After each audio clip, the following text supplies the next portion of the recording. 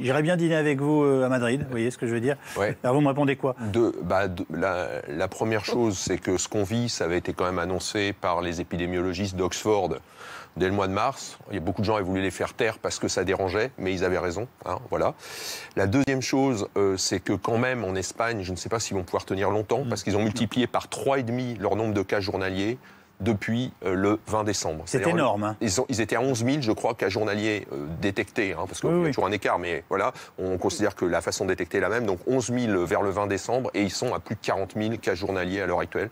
Et c'est quand même une population... Enfin, ils sont à, je crois, il y a combien, 40 millions d'habitants en Espagne. En Espagne, oui, je pense. C'est le deuxième taux d'incidence le plus élevé, et juste devant, il y a le Portugal. Portugal qui est un peu le même genre, mais qui en plus a le variant sud-américain, puisqu'ils ont... Oui, des liens particuliers avec le Alors continent l'Espagne, donc ils peuvent plus tenir là. C'est pour ça que vous voyez les soignants qui menacent. C'est pas un comité stratégique, hein, c'est les soignants qui disent il faut venir.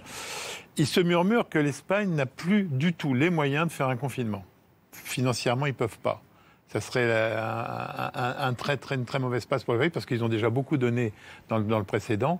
Donc pour le moment, s'ils ne font pas de confinement, c'est qu'ils n'en ont pas les moyens. Ils vont sans doute être obligés de le faire. Mais il y avait deux choses dans le reportage. On a commencé par un concert. Oui. Quand on voit le concert, bon, c'est quand même très particulier, il n'y a pas trop de monde. On peut se dire, tiens, pourquoi on se sert pas des concerts pour faire des endroits de test? C'est-à-dire qu'on ne rentre au concert que si on a fait un test salivaire rapide, ça permettrait à la fois... Vous avez entendu le directeur de l'opéra qui prend en charge après... Oui, il prend après, mais ça serait mieux s'il le prenait avant.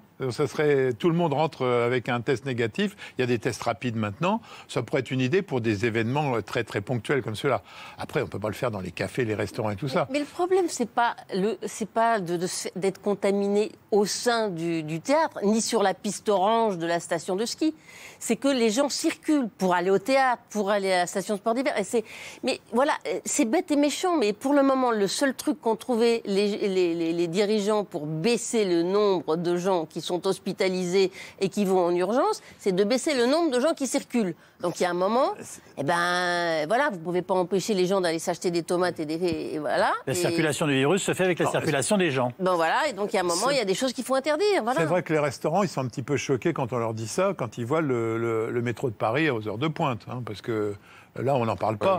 Mais dans le métro de Paris, les gens ont quand même le masque. Oui. Et les gens, alors après, et on se bouscule pas. Il y a des heures où c'est vraiment un peu compliqué. Et peut-être le couvre-feu n'arrange pas d'ailleurs. Il faudrait peut-être laisser des plages très larges de retour des gens pour que les gens puissent s'échelonner. Et, ça serait...